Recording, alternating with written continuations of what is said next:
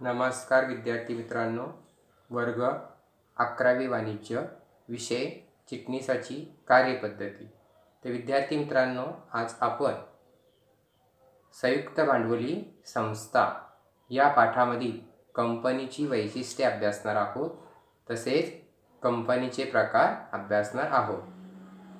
तर मागील तासिकेला विद्यार्थी मित्रांनो आपण कंपनीची वैशिष्ट्ये काही अभ्यासलेली आहेत, तर राहिलेली वैशिष्ट्ये आज आपण अभ्यासणार आहोत। तर मर्यादित जबाबदारी या वैशिष्ट्यापासून आज आपण वैशिष्ट्ये अभ्यासणार आहोत। तर मर्यादित जबाबदारी, तर संयुक्त भांडवली संस्थेच्या भागधारकाची जबाबदारी ही कशी असते? मर्यादित असते आणि भागधारकांनी खरेदी केलेल्या भागाच्या दर्शनी मूल्य इतकीच भागधारकाची काय असते? जबाबदारी असते। तसेच भागधारकाने जर भागावरील संपूर्ण रक्कम कंपनीकडे भरलेली नसेल तर तो देय असलेल्या रकमेसाठी काय असतो? जबाबदार असतो। आणि परंतु कंपनीने घेतलेल्या कोणत्याही कर्जासाठी किंवा इतर देणी देण्यासाठी भागधारकाला जबाबदार धरले जात नाही। कंपनीची इतर कुठलीही देणी असेल, कंपनीचे कर्ज असेल, हे देणी देण्यासाठी भागधारकांना जबाबदार धरले जात नाही। म्हणजेच कंपनीची देणी देण्यासाठी भागधारकाची वैयक्तिक मालमत्ता वापरली जात नाही। भागधारकाची जी वैयक्तिक मालमत्ता असते ती इतरांची देणी देण्यासाठी कंपनीमधील इतर देणी देण्यासाठी वापरली जाते का? नाही।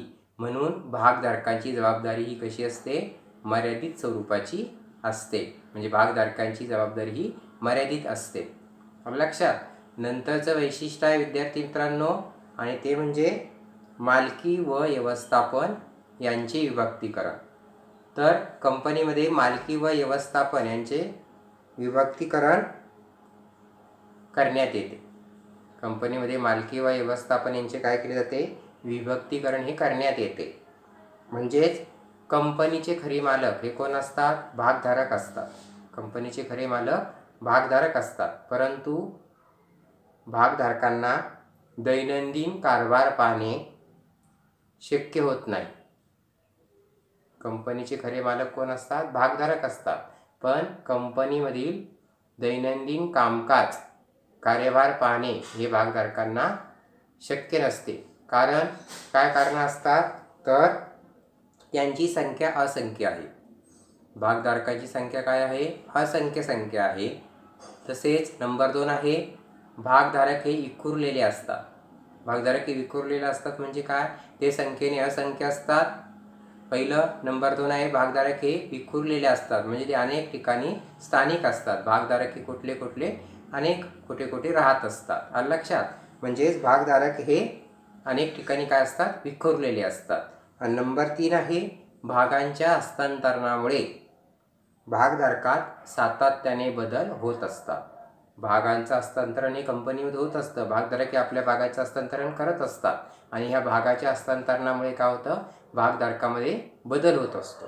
म्हणजेच भागधारकात सातत्याने बदल होत असतात।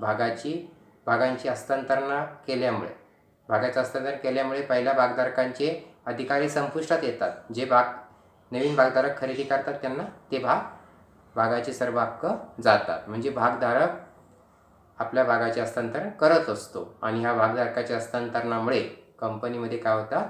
भागधारकाच्या हक्कामध्ये काय होतात? बदल होत असतात। म्हणजे भागाच्या हस्तांतरणामुळे भागधारकात सातत्याने बदल होत असतात। आलं लक्षामध्ये? आणि नंतर म्हणून कंपनीचे दैनंदिन कामकाज पाहण्यासाठी ते आपले प्रतिनिधी निवडतात। भागधारक काय करतात? कंपनीचे दैनंदिन कामकाज पाहण्यासाठी ते आपले काय करतात? प्रतिनिधी निवडतात। आणि हे प्रतिनिधींनाच एकत्रितपणे काय म्हणतात? मग संचालक मंडळ असे म्हणतात। हे प्रतिनिधी निवडतात आणि या प्रतिनिधीलाच काय म्हणतात? एकत्रितपणे संचालक मंडळ असे म्हणतात। आणि हे संचालक मंडळ काय करतात? मग कंपनीचे दैनंदिन कामकाज पाहतात। लक्षात, आणि या संचालक मंडळाच्या मार्फतच कंपनीचे दैनंदिन कामकाज पाहिले जाते. लक्षात. तसेच व्यवसायाबाबतची ध्येय धोरणे ही ठरवून योग्य निर्णय घेतले जातात. व्यवसायाबाबतची जी काही ध्येय धोरणे असतात ती ठरवली जातात आणि योग्य निर्णय हे घेतले जातात. म्हणजे संचालक मंडळामार्फत कंपनीचे दैनंदिन कामकाज पाहिले जाते. लक्षामध्ये. तर नंबर 9चं वैशिष्ट्य आहे. नंबर 9 हस्तांतरक्षम भाग. हस्तांतरक्षम भाग. तर सार्वजनिक कंपनीचे भाग हे कसे असतात? मुक्तपणे हस्तांतरित करता येतात. दोन प्रकारच्या कंपन्या असतात, सार्वजनिक कंपनी आणि खाजगी कंपनी. पण सार्वजनिक कंपनीचे भाग हे मुक्तपणे हस्तांतरित करता येतात. तसेच भागधारक आपल्या इच्छेनुसार आपल्या भागांची विक्री करू शकतात किंवा करू शकतो. भागधारकांना जर आपल्या भागांची विक्री करायची असेल तर त्यासाठी कंपनीची परवानगी घ्यावी लागत नाही. भागधारक आपल्या स्वइच्छेनुसार जर त्याला भागाची विक्री करायची असेल तर तो करू शकतो. म्हणजे भागधारक हे आपल्या भागांची विक्री करू शकतात आणि त्यासाठी कंपनीची परवानगी घ्यावी लागत नाही. आणि भागधारक आपले भाग हे बक्षीस म्हणून सुद्धा देऊ शकतात. तसेच भागांची विक्री केल्यानंतर त्यांचे सभासत्व आपोआप संपुष्टात येते. भागधारकाने भागाची विक्री केली की भागधारकाचे जे असलेले अधिकार आहे ते आपोआप काय होतात? संपुष्टात येतात. म्हणजेच त्यांना ते अधिकार राहत नाहीत. याचे कारण काय? की त्यांनी त्यांच्या भागाची विक्री ही केलेली असते आणि एकदा भागाची विक्री केली की भागधारकांचे अधिकार हे आपोआप संपुष्टात येतात. तसेच खाजगी कंपनीच्या बाबतीत, आता खाजगी कंपनीचे भाग हे सहजरित्या हस्तांतरित करता येत नाही. जसे सार्वजनिक कंपनीचे भाग हे सहजरित्या हस्तांतरित करता येतात, परंतु खाजगी कंपनीचे भाग सहजपणे हस्तांतरित करता येत नाही. लक्षामध्ये. आता नंतरचं वैशिष्ट्य आहे सभासद संख्या. कंपनीची म्हणजे संयुक्त भांडवली संस्थेची सभासद संख्या ही कायद्याने काय केलेली आहे? निर्धारित केलेली आहे. कंपनीची सभासद संख्या ही कायद्याने निर्धारित केलेली आहे. म्हणजे काय? तर कंपनी खाजगी मर्यादित असेल तर, बघा, कंपनी खाजगी मर्यादित असेल तर कमीत कमी 2 सभासद संख्या आणि जास्तीत जास्त 200 सभासद संख्या ही, म्हणजे कमाल 200 ही सभासद संख्या कायद्याने काय केलेली आहे? निश्चित केलेली आहे. कंपनी खाजगी मर्यादित असेल तर किमान 2 आणि कमाल 200 ही सभासद संख्या निश्चित केली आहे. आणि कंपनी सार्वजनिक असेल तर, कंपनी जर सार्वजनिक असेल तर किमान 7 सभासद आणि कमाल अमर्यादित सभासद संख्या निश्चित करण्यात आलेली आहे. खाजगी कंपनी जर असेल कमीत कमी 2 आणि जास्तीत जास्त 200, म्हणजे कमाल 200 ही सभासद संख्या कायद्याने निर्धारित केलेली आहे. आणि सार्वजनिक कंपनी असेल तर किमान 7 सभासद संख्या आणि कमाल अमर्यादित सभासद संख्या ही कायद्याने काय केलेली आहे? निर्धारित केलेली आहे. म्हणजे सार्वजनिक कंपनीसाठी कमाल म्हणजे अमर्यादित सभासद संख्या ही अमर्यादित आहे. लक्षात. जास्तीत जास्त अमर्यादित म्हणजे कितीही सभासद सार्वजनिक कंपनीसाठी बनू शकतात.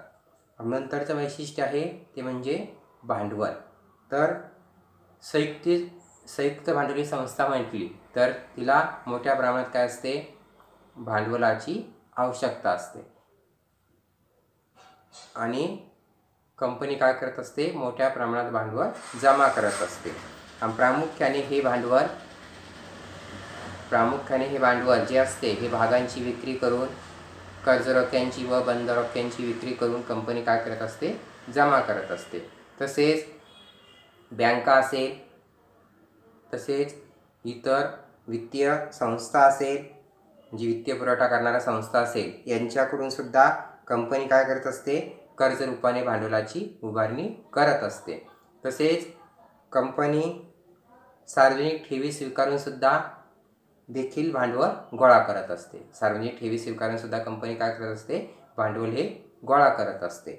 तसेच थोडक्यात कंपनीचे भाग असंख्य व्यक्तीकडून खरेदी केले जात असल्यामुळे आपोआपच मोठ्या भांडवलाची उभारणी होण्यास काय होते, मदत होते.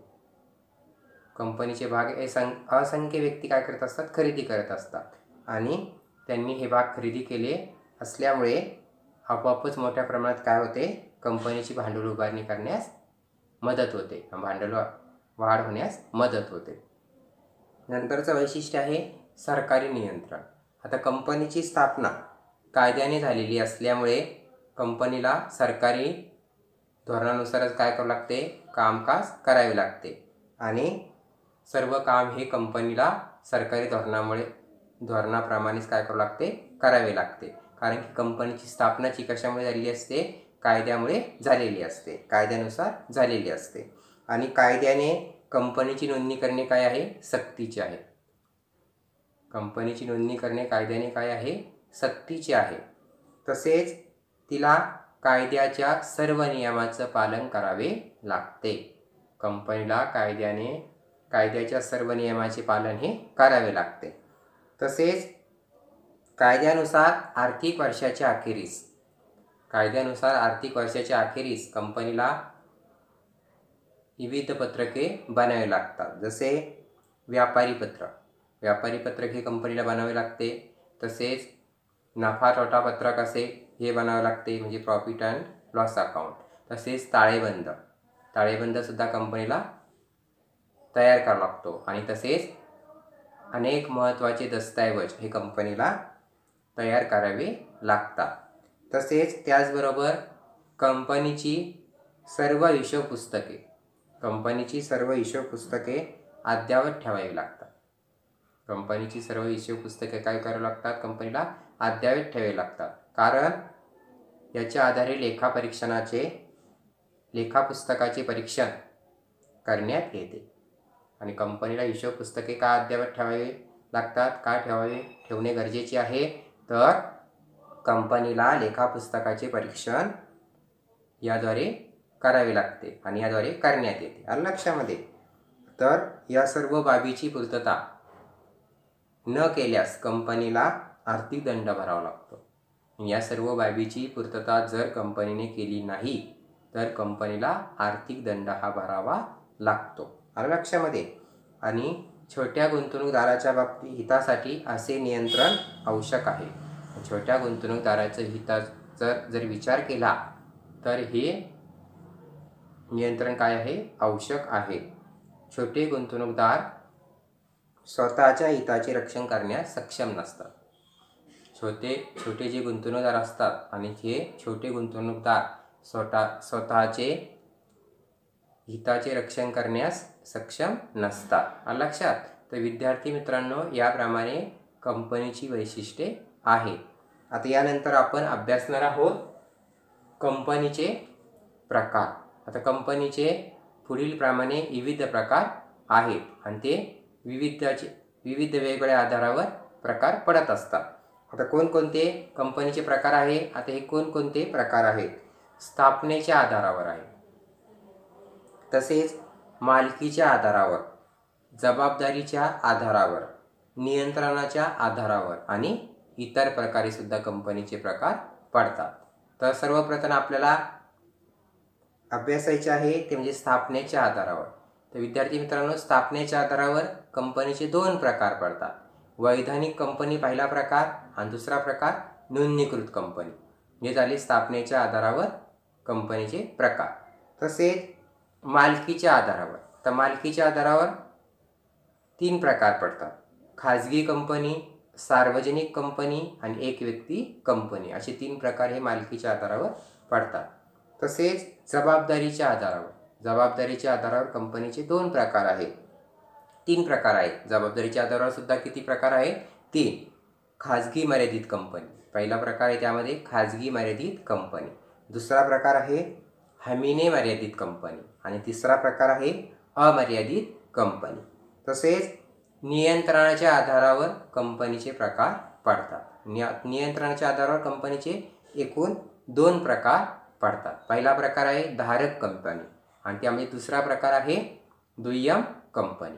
तसेच आता इतर प्रकार आहे, कंपनीचे इतर सुद्धा प्रकार पडतात.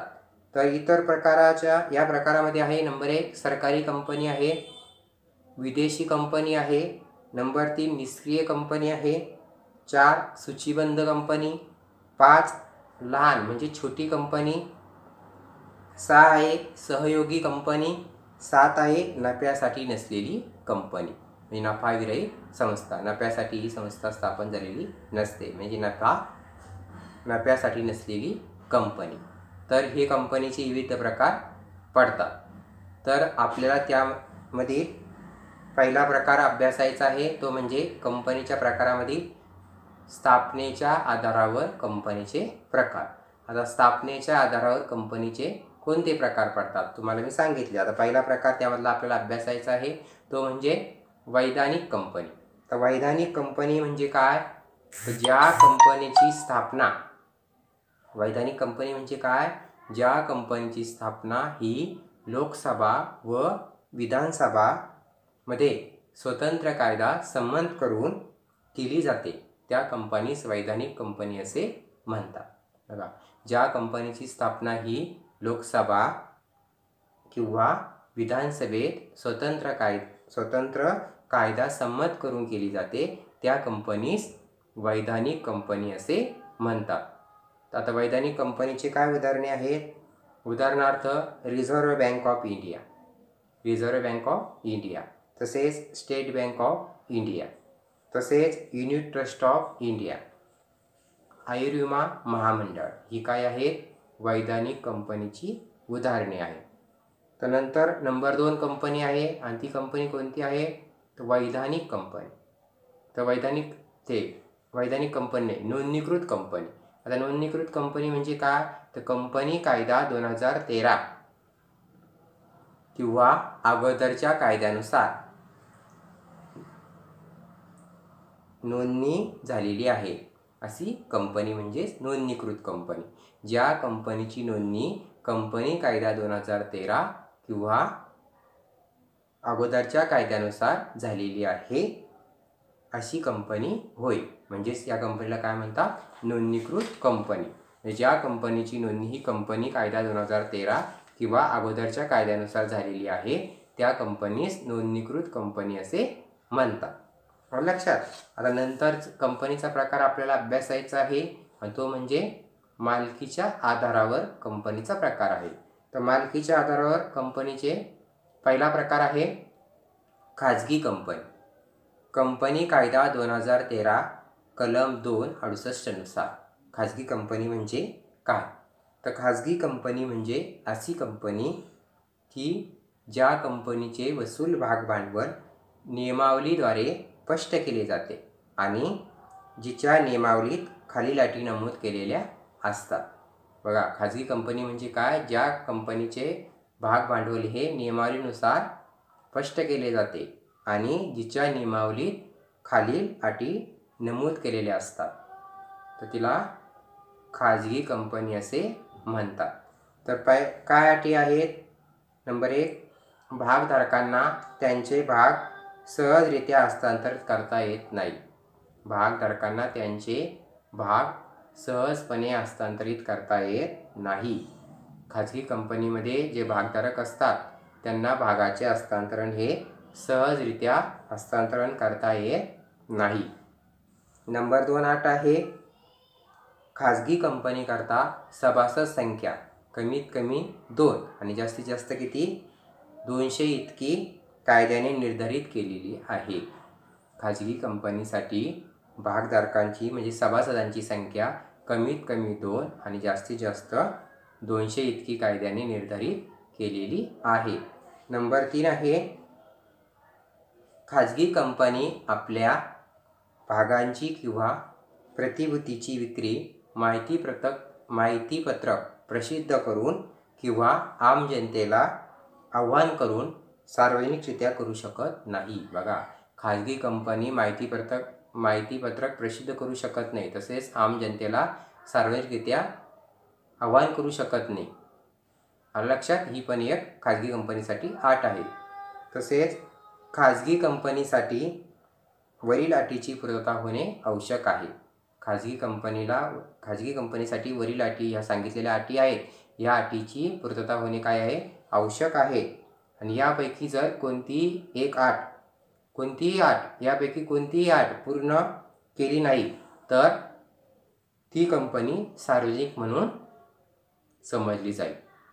वरीलपैकी खाजगी कंपनीने कोणतीही अट पूर्ण केली नाही तर ती कंपनी सार्वजनिक कंपनी म्हणून समजली जाईल. आणि खाजगी कंपनीच्या नावाच्या शेवटी काय शब्द असला पाहिजे, तर खाजगी कंपनीच्या नावाच्या शेवटी खाजगी मर्यादित हा शब्द असला पाहिजे, असणे आवश्यक आहे. कोणता शब्द, खाजगी मर्यादित. तसेच खाजगी कंपनी ही भागांनी मर्यादित किंवा हमीने मर्यादित किंवा अमर्यादित असू शकते. खाजगी कंपनी कशी असू शकते, भागांनी मर्यादित किंवा हमीने मर्यादित किंवा अमर्यादित असू शकते. तर विद्यार्थी मित्रांनो, याप्रमाणे आपण खाजगी कंपनी हा प्रकार अभ्यासलेला आहे. आता मालकीच्या आधारावर पहिला प्रकार आपण अभ्यासला, खाजगी कंपनी. आता दुसरा प्रकार आहे त्यामध्ये, आणि तो म्हणजे सार्वजनिक कंपनी. आता सार्वजनिक कंपनी म्हणजे काय, तर कंपनी कायद्याच्या कलम 271 नुसार जी कंपनी खाजगी कंपनी नाही ती सार्वजनिक कंपनी होय. जी कंपनी कायद्याच्या कलम 271 नुसार जी कंपनी खाजगी कंपनी नाही ती सार्वजनिक कंपनी होय. बघा, जी कंपनी खाजगी कंपनी नाही ती कंपनी म्हणजे काय, सार्वजनिक कंपनी होय. तर सार्वजनिक कंपनीची काही वैशिष्ट्ये आहेत. सार्वजनिक कंपनीची काय आहे, काही वैशिष्ट्ये आहेत. आता ती पुढील प्रमाणे आहेत. आता पहिलं वैशिष्ट्य आहे, आता कोणकोणती वैशिष्ट्ये आहेत. नंबर 1, भाग हस्तांतरावर कोणतीही मर्यादा नाही. सार्वजनिक कंपनीमध्ये भाग हस्तांतर करायचं असेल तर कोणतीही मर्यादा नाही. जसं खाजगी कंपनीमध्ये भाग हस्तांतरावर काय आहे, मर्यादा आहे. सहजरित्या भागाचे हस्तांतर करता येत नाही. पण सार्वजनिक कंपनीमध्ये भाग हस्तांतरणावर कोणतीही मर्यादा नाही. लक्षात. नंबर 2 वैशिष्ट्य आहे, कंपनी स्थापनेसाठी किमान 7 व्यक्तीची आवश्यकता असते. सार्वजनिक कंपनीची जर स्थापना करायची असेल तर कंपनीसाठी किमान 7 व्यक्तीची काय गरज असते. सार्वजनिक कंपनीची जर स्थापना करायची असेल तर किमान 7 व्यक्तीची आवश्यकता असते. नंबर 3 आहे, सार्वजनिक कंपनीचे किमान वसूल भांडवल नियमावलीमध्ये नमूद केल्याप्रमाणे असावे. सार्वजनिक कंपनीचे वसूल भाग भांडवल नियमावलीमध्ये नमूद केल्याप्रमाणे असावे. लक्षात. सार्वजनिक कंपनीचे भांडवल कसे असावे, भाग भांडवल, तर ते किमान सार्वजनिक कंपनीचे किमान वसूल भाग भांडवल, सार्वजनिक कंपनीचे किमान वसूल भांडवल नियमावलीमध्ये नमूद केल्याप्रमाणे असावे. नियमावलीमध्ये जसा नियम आहे वसूल भांडवलाचा त्याप्रमाणे सार्वजनिक कंपनीचे वसूल भांडवल हे असावे. तसेच नंबर 4 वैशिष्ट्य आहे ते म्हणजे ठेवी स्वीकारण्याबाबत कंपनीस कोणत्याही प्रकारचे बंधन नसते. सार्वजनिक कंपनीला ठेवी स्वीकारायची असेल तर ती जनतेकडून ठेवी स्वीकारू शकते आणि ठेवी स्वीकारण्यावर कोणतेही बंधन नाही. जसे खाजगी कंपनीवर बंधन आहे. खाजगी कंपनी माहितीपत्रक प्रसिद्ध करू शकत नाही, आम जनतेला ठेवी स्वीकारण्याबाबत आवाहन करू शकत नाही. तसं सार्वजनिक कंपनीच्या बाबतीत आहे का, नाही.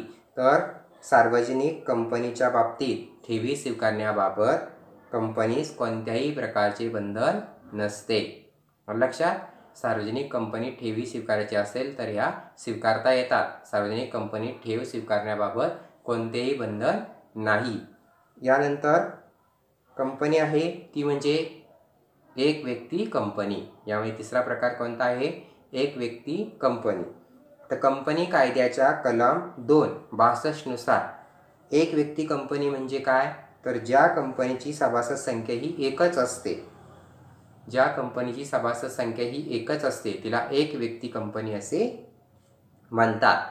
आणि ही खाजगी मर्यादित कंपनी सारखीच असते. ही कशी असते, जशी खाजगी मर्यादित कंपनी असते तशीच ही कंपनी असते.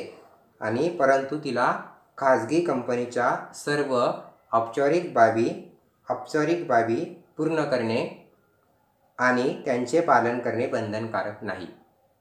खाजगी मर्यादित कंपनीच्या बाबतीत ज्या औपचारिक बाबी आहे ह्या पूर्ण करणे व त्याचे पालन करणे ह्या कंपनीसाठी बंधनकारक नाही.